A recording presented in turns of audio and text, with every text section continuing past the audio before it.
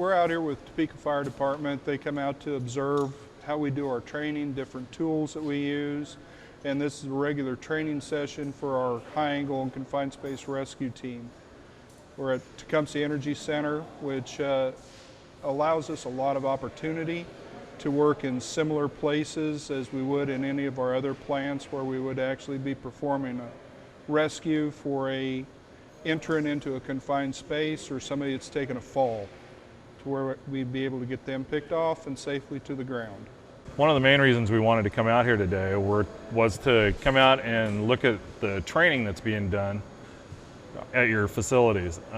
We do respond to facilities like this, and we just wanted to get a sense, because you guys have so many of our guys working on the job here.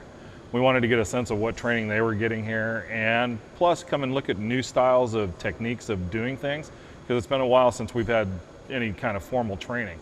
And so we wanted to see the equipment that you guys are using and to see the advances in technical rope rescue and confined space rescue. When an initial person comes onto the rescue team, there's 80 hours of initial training where they learn all the techniques for high angle and confined space rescue, all of the regulations associated with it, and become proficient in all of the systems. Afterwards, once they're on the team, there's 32 hours required continuing education every year. The reason that we chose Westar was because of the number of firemen that you guys have employed here as the rescue part of it. And so I guess you would say that it was our end to come here and look at a team that is actually on site here. Because a lot of the industry around Topeka have us as their rescue team.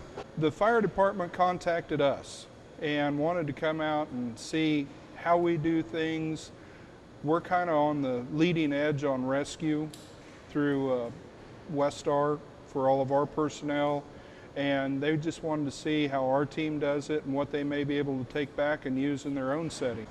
We train the way we expect to work, and I know sometimes our crew might think it's a little intense, but when it's for real, we want them to feel like it's a cakewalk, like it's just training again.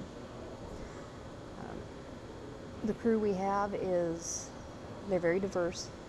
We have 50-some guys from 3 different plants, and then we throw in the crew that's Topeka Fire. So we have Topeka Fire personalities coming in. We have Manhattan Fire personalities coming in, but Metropolitan Topeka Airport Authority. We had one gentleman that was with the 190th for a while on their fire crew. Quite a range of age groups, but through their training, they mesh very, very well, very well. And we know that we can just count on each other. You never think twice about when you go over the edge, you know that you're on a system that will work. One of the very important aspects of our rescue team, fire brigade, and our EMS personnel is that we're all volunteers. The guys on the teams are operators, mechanics, electricians, INC techs, fuel crew, and they're basically the people that stood up and said, I'll be the one that comes in and helps.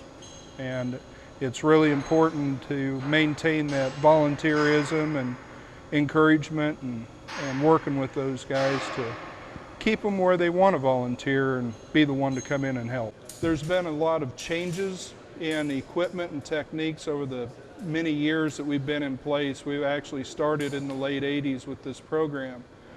We have a new piece of equipment to where I don't have to put a rescuer on the line if somebody takes a fall in their fall arrest equipment. It's a pole that we can reach down and snap into the back of the victim's harness, just same place that their fall arrest equipment is hooked up.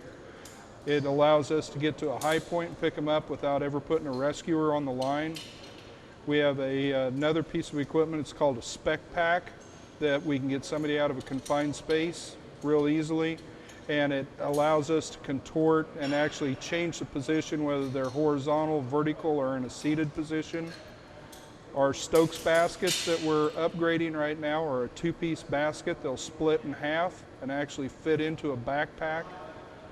And with our harnesses, we actually have what's called our edge kit and set of 4s that's right on our side, and it allows us mechanical advantages, it allows us fall restraint, and it keeps the rescuers safe and allows us to work a whole lot quicker off things to where we don't have to take up so much equipment.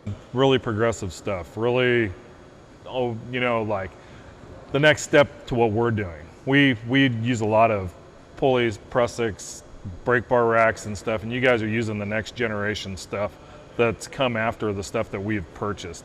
Not so much in this last round of purchasing because we just did a bunch of purchasing, but it's still the next step above us. So I'd like to thank Westar for having us out here. It's great that we have cooperation between the companies, and it's just fantastic to come out and have the guys be so generous in their time and let us come out and watch what they're doing. There's nothing better, no better feeling than saving a life and knowing that you've made a difference in that person's life. Knowing that he was going to go home that night. He was going to go back home to see his wife. We weren't having to make a phone call.